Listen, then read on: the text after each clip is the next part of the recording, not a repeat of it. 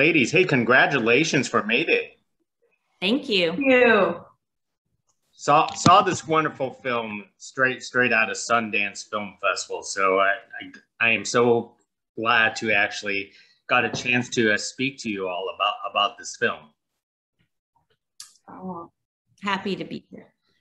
So Karen, let's start off with you. Where the original idea actually came from for Mayday?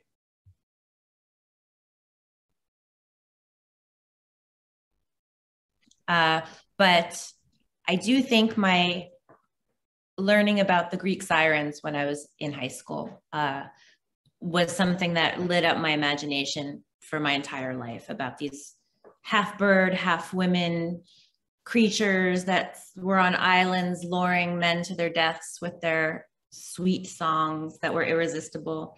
And I found that myth to be so interesting that people felt that women's voices were so very dangerous. And that was very intriguing to me. So I think that's the origin of where this came from. What war did you were trying to base this off of? What was it, a specific war, or you just wanted just completely fictional and you just had this fascination with World War II?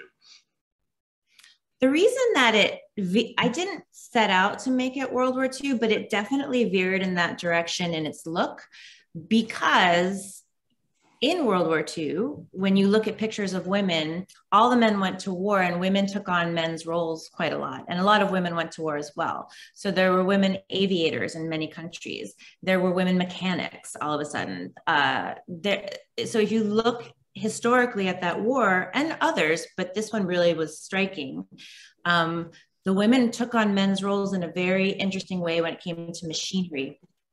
And so it just felt like a natural fit for the look of the film. Most excellent. Now, for the rest of you ladies, let's ask them why you are attracted to such a unique film like this. Let's start with Grace. Well, I love puzzles, and when I read Mayday, it was like one of those big 10,000 piece puzzles where I'm like, I have to figure out my personal meaning to this. And I found that to be so beautiful because you can really take it in any way you want to. And within all of that, within all of the magic and the fantasy, it really is ultimately about a young woman finding her inner strength and power. And it's so hopeful at the end. And I thought that was so beautiful. And just the idea of working with all women, it was so exciting to me. I had never done that, and it doesn't come around often. So that really, really drew me in. And the list goes on, really, of how many things I was drawn to. It's just so unique and original. What about for you, Soko? You're muted, Soko. You're muted. Right back at you. The first time I spoke to Karen, I felt such a kinship in her vision and passion and the way she sees the world and what she wanted to do with this project, and also how important it is for her, how important it was and how important it is. And there's not many women writer director for who a project is so vital, and that like carry a project with so much strength and passion and something very deeply personal in it. And also she's a visual artist. She is a poet. She's like a full artist, and like whatever journey she wanted to take me on, I felt like privileged to be part of like any world she wanted to take me on. And that's what was magical in the project, and trusting her and also agreeing with all of her choices of like, you know, seeing her vision with the location, the costumes, like everyone she was bringing in the team was so like a master at their craft. And then hearing about the cast and then meeting them and doing table read together and hearing all these voices and like really seeing her vision come to life with, you know, seeing Havana and Mia and Grace, like hear their tones and the way that they wear the character was really something very unique that Karen like put together a group where we were all very complimentary of each other. Havana, you're last. Thank God, because these answers are so great. I feel like I agree with so much with both of those perspectives. Like, I definitely think that the interpretability of this script is something extremely powerful. And just, I think, honing into the fact that not every single female-bodied or female-identifying person has the same experience, and then being able to interpret even the female experience is something that I think is evident within the script as well. You can have so many different interpretations of what it means to be traumatized, what it means to have experiences that shaped you for better or for worse in your livelihood. I don't want to spoil too much about the film, but also just allowing yourself to be in this space with a bunch of people, or a bunch of women specifically, who have alternate experiences but come from the same cloth of difficulty and bonding through that. I think I felt that initially, even just with Karen in the room in my audition, because you can feel when someone has their craft, and specifically this script. I mean, I know, Karen, you said I think it was 10 years in the making this script is.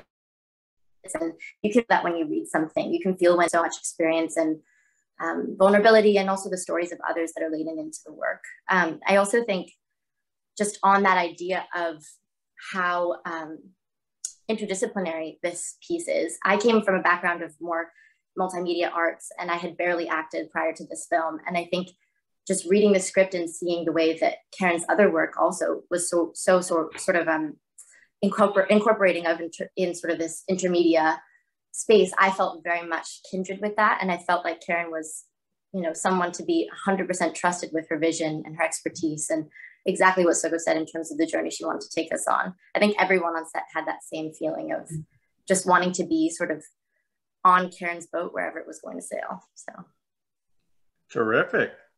Karen, I want to address that dream dance sequence that you actually had in the film, because that was something very unexpected. Could you talk about that? And Grace, how was that experience with that dream sequence? Yeah, I'll go first, Grace. Okay. So I come from a dance background. I love dance. I love movement. Movies move. I love that about them. This character at this time is in this fugue state of so much is happening to her. And I wanted to represent the inner battle in her, in all these girls. It's a figurative battle, something we wrestle with. And I wanted to show it in a way that was beautiful. I don't think everything has to be tragic completely.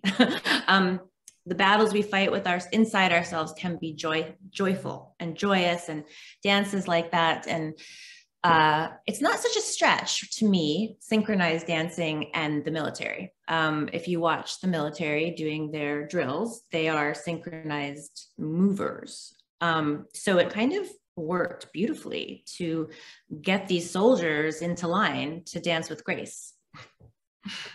Grace, how was that experience?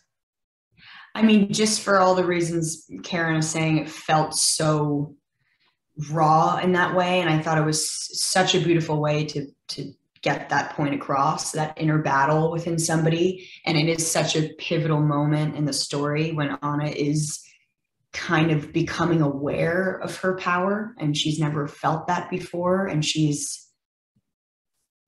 the moment after that, she starts to really sink her teeth into it and ends up figuring out what power means to her. But for a moment, she's tempted, and she likes it. And I think everyone is guilty of that at some point in their life. You know, power can feel good and it can be dangerous. And I thought it was such a beautiful way to show that. I'm curious, Grace, how many times you jumped into the arms of those men? Not enough. Kidding. I'm just kidding. That's a good answer. I'm kidding. It was the jump that was fun in the air. Havana, Soko, one of the brightest things about the film is your characters are, how can you say, you know, Havana, your character is so joyful. Soko, your character was so serious.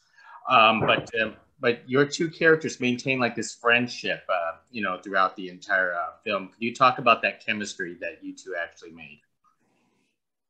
Aww.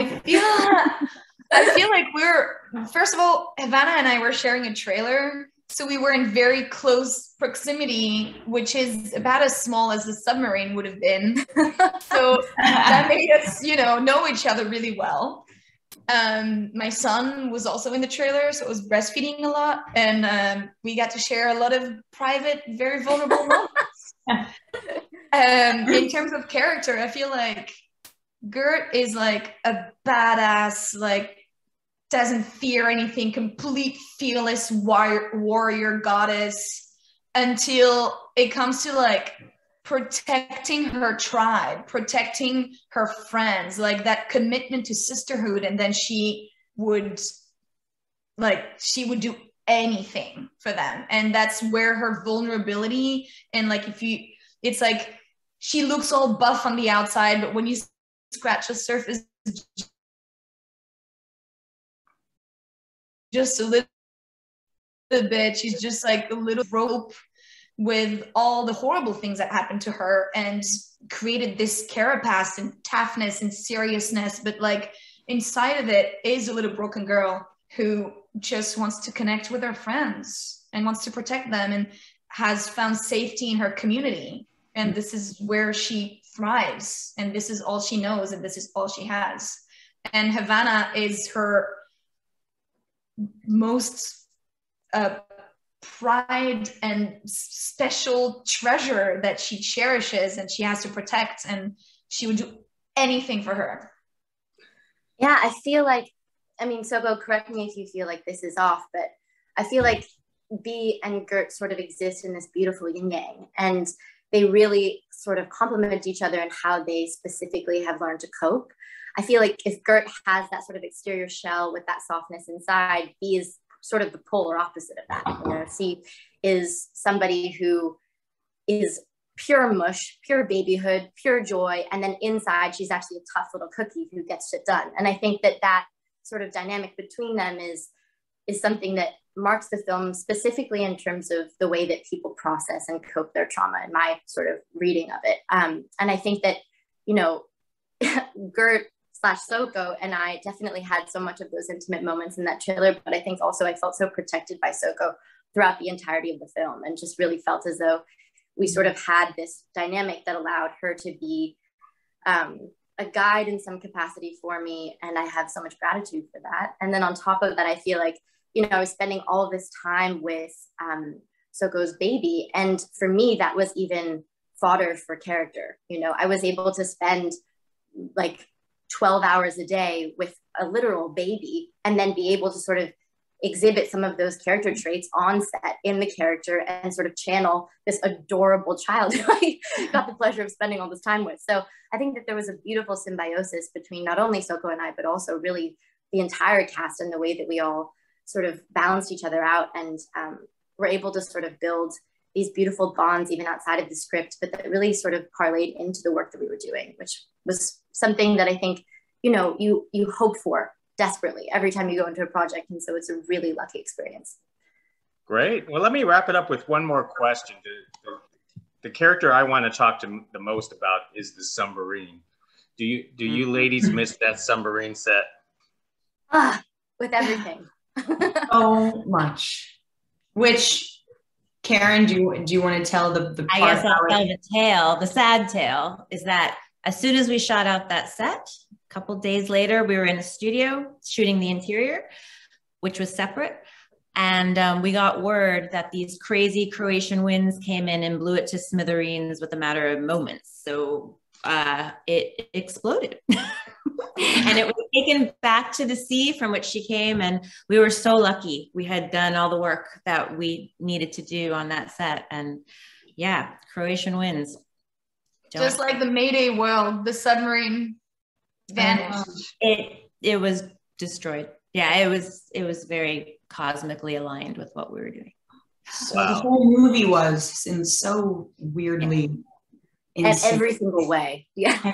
Yeah, it was weird. And what weird and wonderful. And what an adventure. And what a cosmic coming together of these women and men and submarines. Most excellent. Well, that is some sadness. Once again, ladies, congratulations for Mayday, and thank you for speaking to us about this dreamlike movie that everyone should watch. Thank you. Thank you. Thank you so much. Take care.